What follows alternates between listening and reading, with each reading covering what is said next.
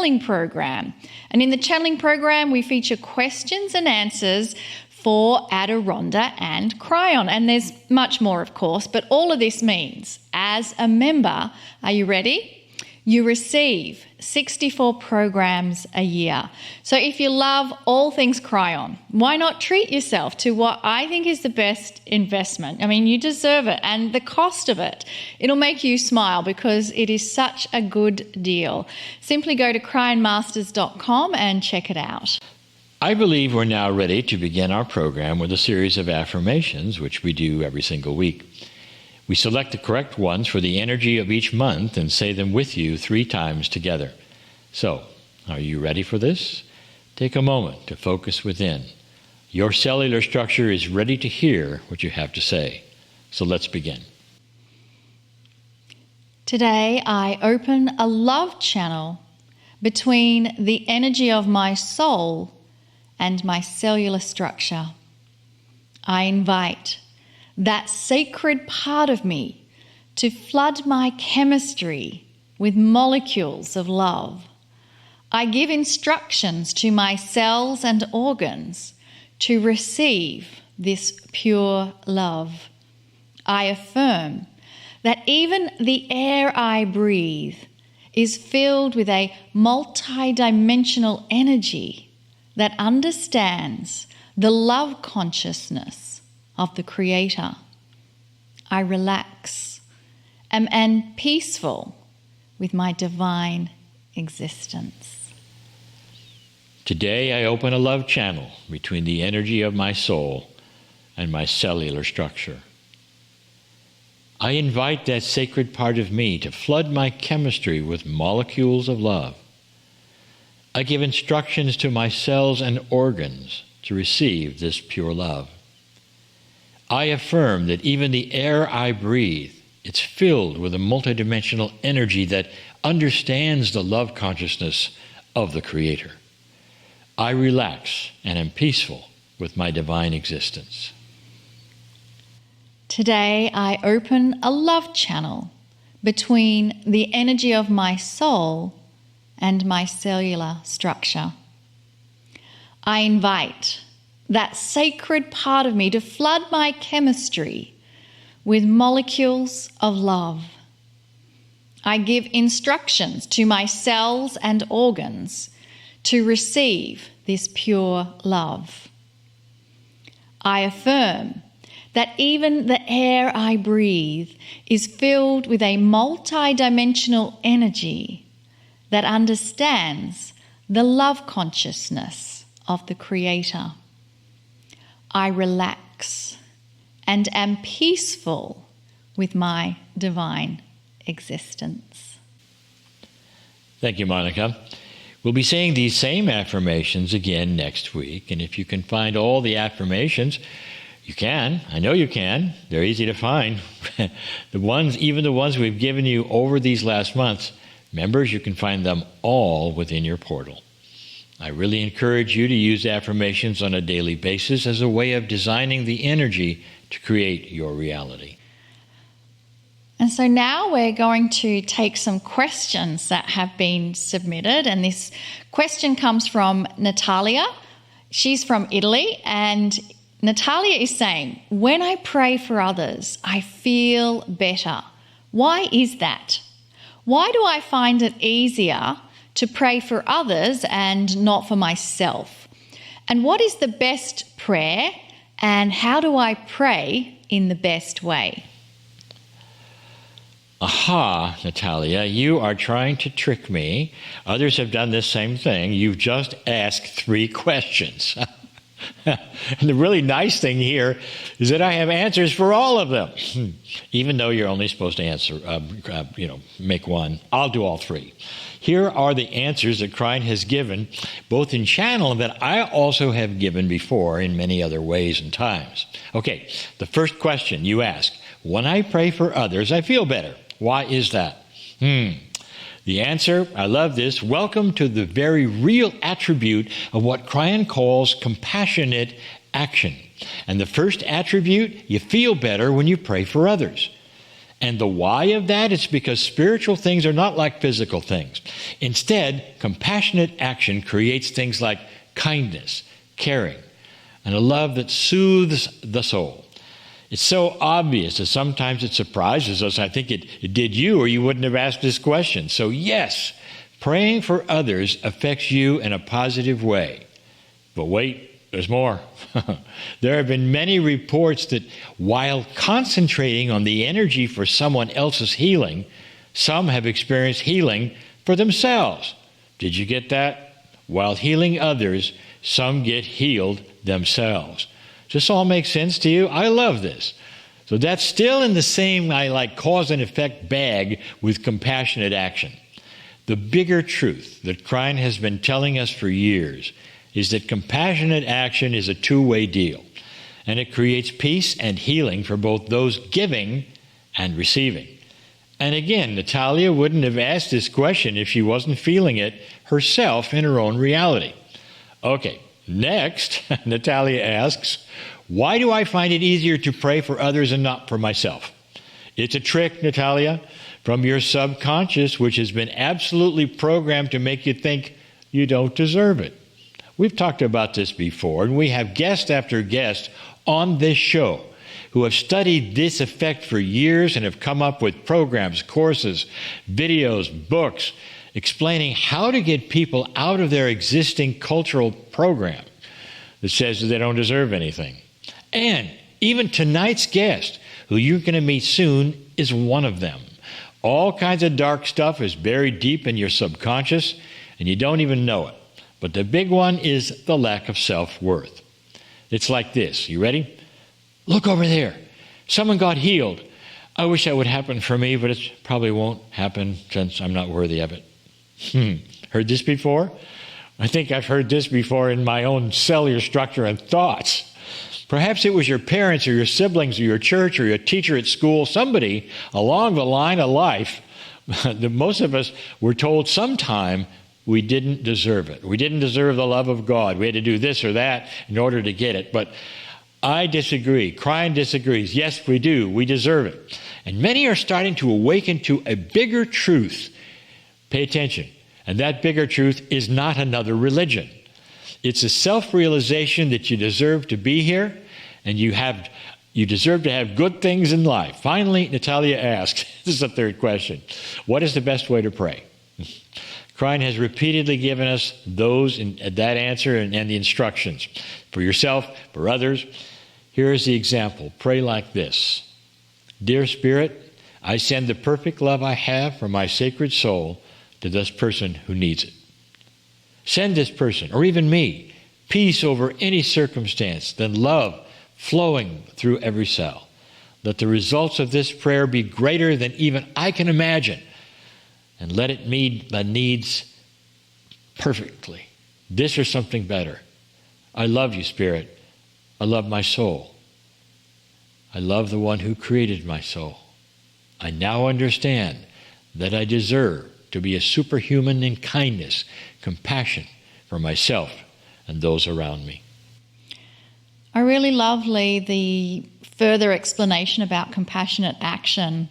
I think that helps all of us greatly how we can send It's not that much energy. of a mystery, and I love the question because I get to, you can tell I get excited about it. As we help others, we help ourselves. It just happens this way. It's so beautiful.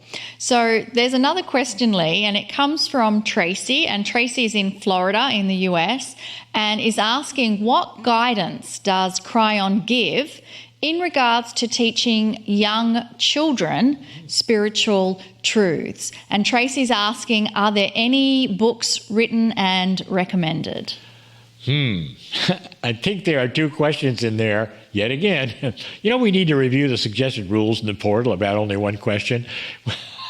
Tracy, I answered 3 questions the last time for Natalia. You're going to get these 2 answers. First, let's review what Kryon has always asked a parent to do with very young children, which is different from what often is done. First, children already have spiritual truths, quite often, until they're talked out of them by their culture. So, this from Kryon. Listen to and build upon make-believe stories, imaginary friends, animals who are invisible, and all those other things that children have. In an older energy, parents discouraged these stories, told children to grow up and stop believing in fairies, they'd not make it in the big world if they continued those childish things. Now, however, Kryon tells us that very young children are often still connected to the world of interdimensionality. They're still fresh from the other side, where invisible things are reality. Kryon tells us to work with them in these visions. Don't ever tell a child that they're foolish or to stop those stories. Instead, tell them a truth they need to hear. Like, for instance, this one, recommended by Kryon. Dear one, later as you grow older, these imaginary friends and invisible worlds will become less and less. It's all part of the plan of love from the Creator who made us all. So never feel bad or think that you've lost them, because you haven't. These things are just resting until you grow up and finish all kinds of other things you need to do.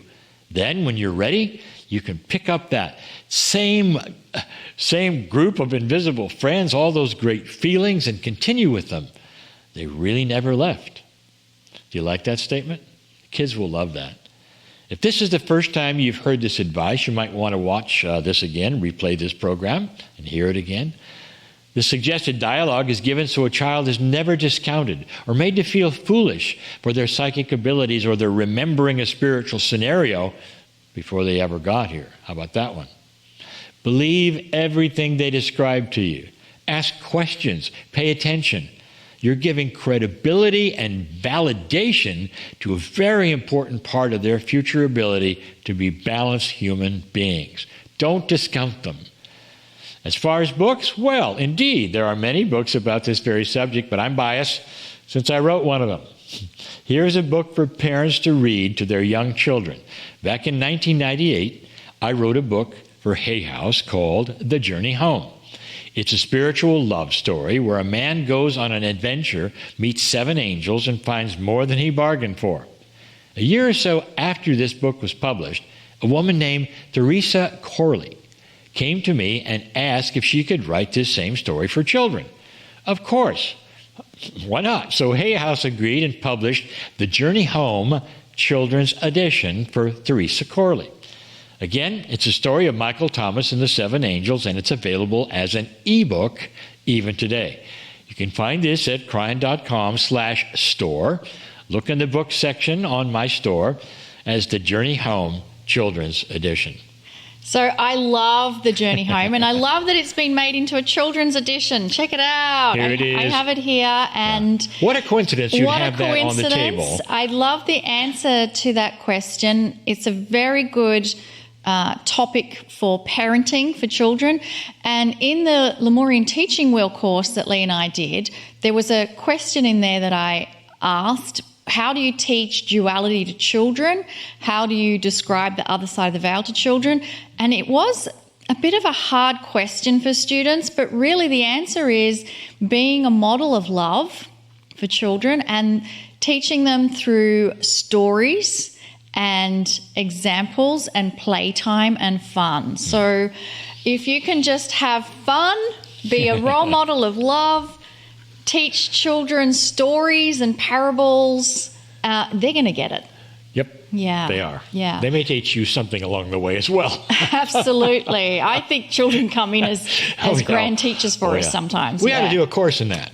Oh, maybe Possibly. Not. Yeah. Possibly. But right now it's time for a meditation and a channel from Kryon. So I invite you to use this time for yourself. Whatever has happened throughout the day, let's just let all of those things dissolve and focus on being present in this moment, within this now experience. And so with those instructions, I invite you to close your eyes if you have not done so that we can remove ourselves temporarily from the distractions of our 3D, 4D world that we live in. Let's just use this time to focus within. Tune in to the energy of your own body right now. Are there any messages coming from your heart area that wishes you to know something?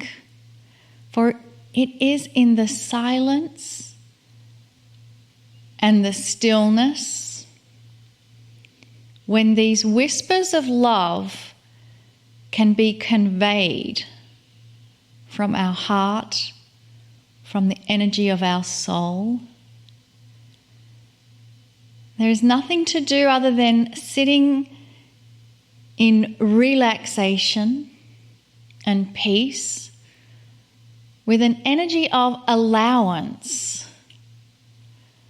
So let this be the intention for this meditation, that we allow information to come to us. Dear Spirit, what is it we are to know? Dear Spirit, we invite Kryon to share some information with us now.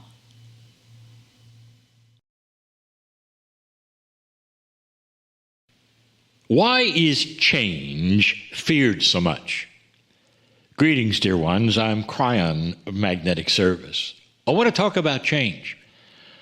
It's odd, is it not, that if you say, well, things are going to change, immediately there's a stillness. Oh no, don't change anything. We're going to talk about change this month. This is a 4-part series. This is part 1 about change. Today we're going to talk a little bit about why it's feared. Then we're going to talk about other aspects of change. Can a zebra change its spots? Zebras don't have spots. Can it change its stripes? Can a leopard change its spots? Can a human do the same? Is it possible, in other words, for a human to become something they're not? That's the metaphor of all those spots and stripes. Can a human change themselves chemically? Is it possible that you yourself could change your own body to make it different than perhaps you were even born internally? How about the change of Gaia? What's going on there? All of these things will be discussed.